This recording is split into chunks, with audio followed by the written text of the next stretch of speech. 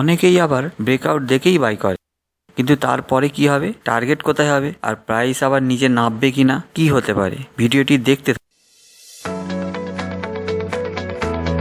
Welcome Govest India channel. আগের ভিডিওতে দেখেছিলাম হাই বা টপে বাই করার পরে কোনো কারণে প্রাইসটা নিচে আসছে, কতটা নিচে আসতে পারে এবং তার সাপোর্ট লেভেল দেখা গেল।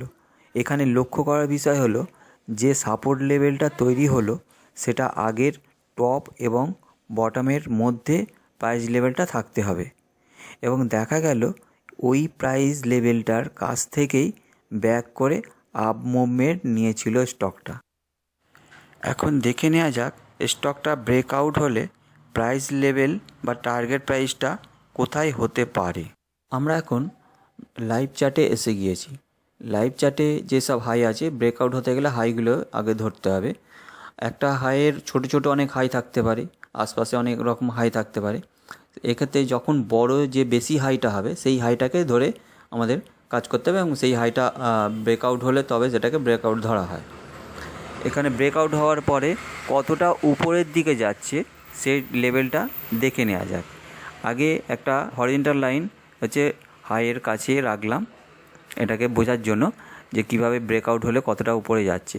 এখানে দেখুন লো একটা ধরতে হবে। লো ক্ষেত্রে কী করতে হবে, লোয়ের ঠিক একই, যে একটা লো আছে, আশপাশে অনেকগুলো লো হতে থাকতে পারে।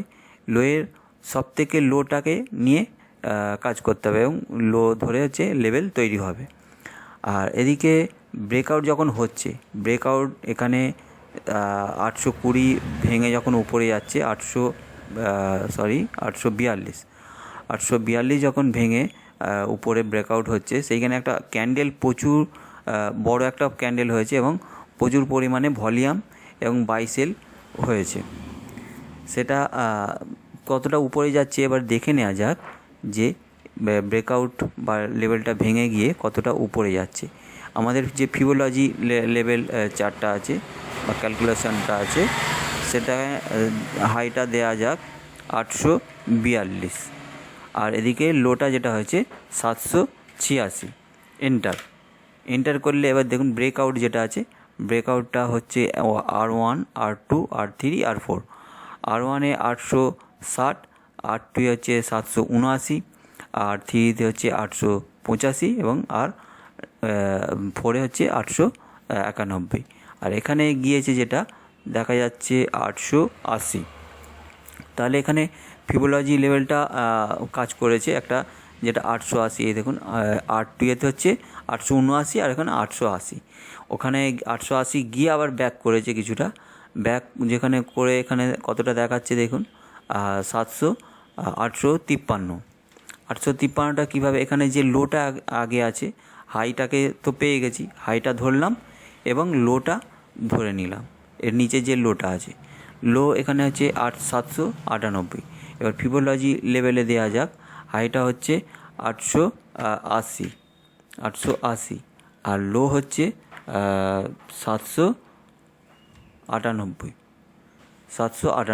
এই যে 798 লো। এন্টার করলে এবার যে বাই যে লেভেল হয়, ফিবোলজিক যে বাই লেভেল, এখানে S1, S2, S3, S4। S1 হচ্ছে 852, আর ওখানে হয়েছে এরপরে আরও যে 25 আছে, এখানে তো যায় না, এখানে দেখা যাচ্ছে কত 853। তাহলে এখানে ক্যালকুলেশনটা, এখানে ফিবোলজি ক্যালকুলেশন এখনও মিলছে। এখানে দেখা যাচ্ছে আরও এখানটা ছাড়িয়ে অনেকটা, এখানে একটা সাইড ওয়েজ হয়েছে। এই সাইড ওয়েজ হওয়ার পরেও অনেকখানি লেভেল বা অনেকখানি টার্গেট, অনেকটা রেজিস্ট্যান্সে গেছে।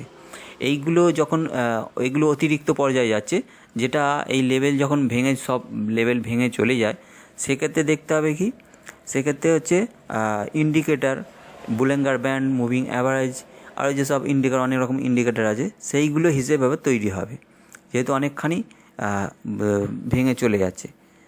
এই চার্টের আজকের হচ্ছে এতটাই থাকলো, আর ব্রেক ডাউন হয় কিভাবে সেটা পরবর্তী ভিডিওতে দেখাবো। এখন এই চার্টের ভিডিওটা যদি কাজে লাগে লাইক করুন, আর নিয়মিত শেয়ার মার্কেট শেখার জন্য সাবস্ক্রাইব করে রাখতে পারেন।